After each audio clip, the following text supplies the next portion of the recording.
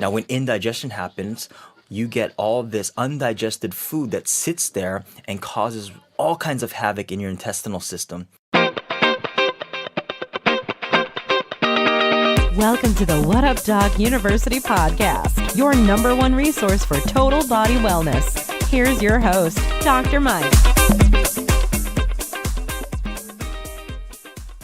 In this episode, we are going to be talking about the 4 simple solutions to healing your leaky gut.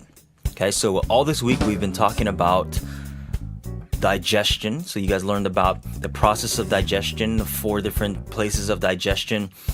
And tonight we're going to get into some of the things that people are experiencing with faulty digestion. We're going to be talking about this, what I call the middle stage. This is that teeter-totter point for faulty digestion. This is called leaky gut. So yesterday we talked about indigestion and how that affects protein metabolism, protein digestion, and the ramifications that it has upon your body. Today we're talking about the middle stages of when your digestion is off kilter, and it forms this, not necessarily a disease, but it forms what we call a severe dysfunction in your gastrointestinal system called leaky gut. And now this is the make or break part where your body can either go backwards, you can heal it, or it will turn into something else, okay? And that's the place that we don't want it to go. We don't want it to turn into something else. So let me start off with how does your body get to that place of leaky gut? Actually, let me talk about what actually is leaky gut very, very simply. Remember I told you guys that your gastrointestinal system, its whole job is to keep the things that's not supposed to get into your body out while allowing the things that's supposed to come in through. So it's this selective membrane. That's what your gastrointestinal system is.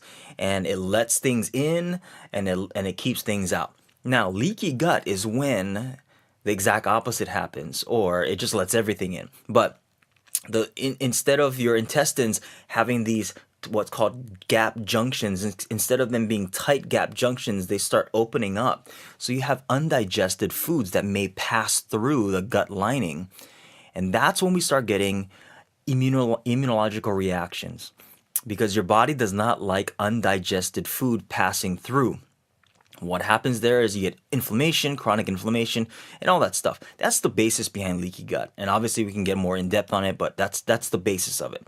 Now, how does that start? Well, it starts through stress. Stressors, like I said, can be in many different forms. It can be emotional stress, it can be chemical stress, financial stress, physical stress, trauma going on in your body. All of these things just activate basically one mechanism in your body called the fight or flight response, which then causes all kinds of other things, particularly your gut. Your gut just doesn't function normally. And then you start getting all these, it starts with indigestion. Now, when indigestion happens, you get all this undigested food that sits there and causes all kinds of havoc in your intestinal system. And then it leads towards leaky gut. Now, here are the signs and symptoms of leaky gut. If you guys have a pen and paper, start writing this down. Abdominal pain, gas, bloating, constipation. We were talking about constipation today. So if you wanted to know about constipation is a sign of leaky gut. It's also a sign of gallbladder issues, but gallbladder issues is because of leaky gut. Diarrhea, irritable bowel syndrome, colitis, celiac disease, any type of allergies, food allergies, seasonal allergies, it's all coming from the leaky gut. Joint pains, okay? Joint pains, acne, anxiety. Anybody suffer from anxiety out there? Yeah, anxiety is a real big one. Depression, chronic fatigue, heart palpitations, neurological disorders. What else? Immune deficiencies is your immune system goes haywire, and then the biggest one is the different types of cancers. Being grouchy, yes, that can affect that can be caused because of leaky gut, definitely. Amongst other things, I usually think that the whole emotional things is the cause of leaky gut. Okay. But so we know what leaky gut is, why it starts to happen, what are the signs and symptoms. Basically, it's anything. Okay. Anything going on in your body stems from your gut. All right. So if you guys are clear with that, we're going to move into the 4 simple steps. Okay. There's 4 simple steps to healing your leaky gut. Okay, these are what we call the 4 R's, and this was, if I'm not mistaken, developed by Dr. Jeffrey Bland. Dr. Jeffrey Bland is a phenomenal, brilliant doc, and he came up with these basically a 4-step mechanism to helping the body to repair itself, particularly the gut. It's called the 4 R's. Okay, so the first one is called remove. So the first R is remove. Now, we're mainly focusing on removing the things that doesn't need to be there. Parasites, viruses, bacteria, candida, yeast overgrowth, environmental toxins is a big one. We got to get that stuff out of there. Because if we don't remove the things that doesn't need to be there, the gut won't heal itself. Okay, so we got to remove those things. So the way we do that, I like to use some essential oils, lemon oil, oregano oil. There's another product that any product that has undecylenic acid. I like Thorne Research SF722, which is undecylenic acid that kills off the yeast overgrowth. From NutriWest, we have 3 products that I use: Total Para, which kills off the parasites; Total Bac-T, which kills off the bacteria; and Total Virex, which eliminates the viruses. Okay. So we want to eliminate the parasites, eliminate the viruses, all these opportunistic organisms that take hold of your gastrointestinal system once you are stressed out. So stop stressing out. Okay, relax. Go back to the episode I did on this past Sunday of finding your higher self. Get into a state of meditation, journaling, and really looking at who you are from the inside out. Okay. Now, the next part in the removal phase is your diet. So I always put patients on what's called an elimination diet. Now, if you guys want more information on elimination diet, I highly recommend this book called The Elimination Diet by Tom Maltier. And Tom was a guest on the podcast way back, and he talked about the elimination diet and how it's so much important to do an elimination diet to actually help your body back up to health.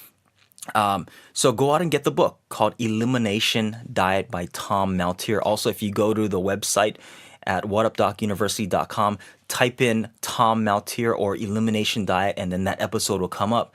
Or if you have the podcast, just go and look for the Elimination Diet, and then you're going to be able to listen to the episode. Here's another big tip with the removal phase. Okay, I always recommend the whole idea with food combining. Now the food combining, this really works when you have intestinal disorders like leaky gut.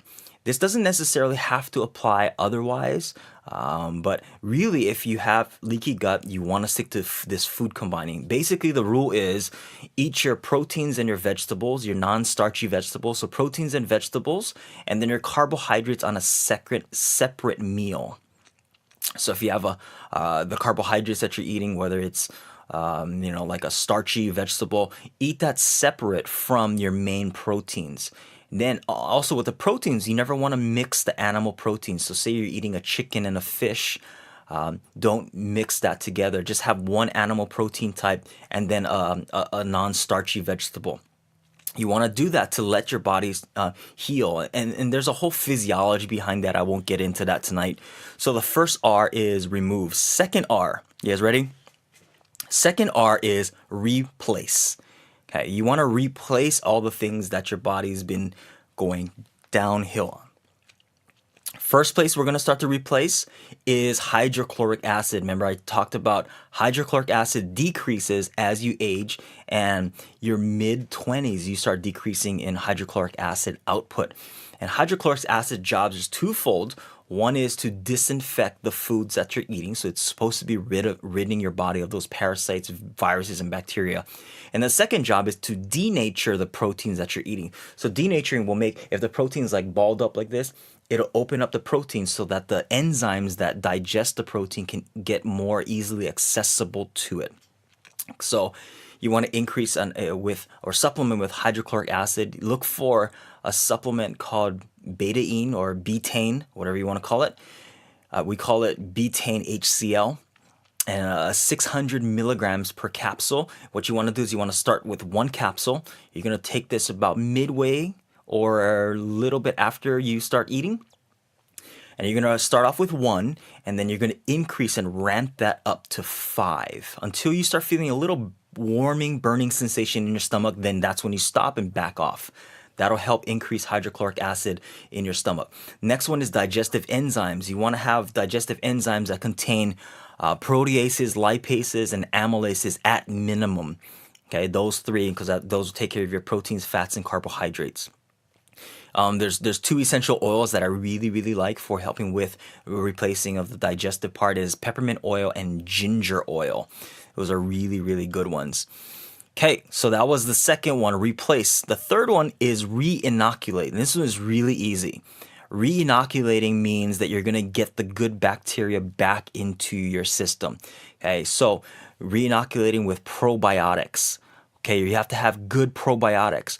Make sure that the probiotics you're taking is of human strain, not soil-based, and also that there's some type of clinical efficacy that can back up that it actually does colonize your colon. Okay. A lot of the probiotics out there, they're soil-based and they actually just pass through your system and it doesn't do anything to colonize your colon. So you're not re-inoculating. And you also want to have stuff like what's called prebiotics in the probiotics that feed the probiotics, like fructooligosaccharides, the big word for it. It's abbreviated FOS, fructooligosaccharides, and then another thing called inulin. These are just the things that actually feed the probiotics.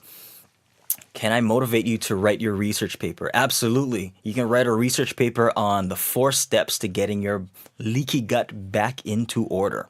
So step number 3 was re-inoculate. You guys got that? Re-inoculate, very easy. And then the last step is repair. Okay. This is the most fun part, is the repairing part, okay? So I always recommend a couple things, and you gotta have this in your regimen. Repairing with one main amino acid called glutamine. Glutamine is the main fuel source for the intestinal epithelial cells to regenerate. And so they'll go from having a gap to actually shrinking that gap together. Okay, that's what glutamine will help do. Also, fruits like kiwi and larch. This will also help the epithelial cells to grow. Other things like essential fatty acids.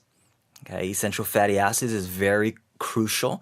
Zinc. Zinc is a very crucial mineral for your gastrointestinal system. Now, when you're taking zinc, please do not take more than about 50 milligrams per intake.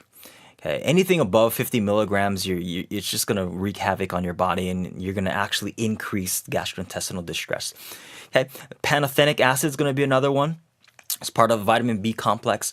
DGL, deglycerized licorice, is a really good one to help coat and reestablish the mucus lining in your gastrointestinal system.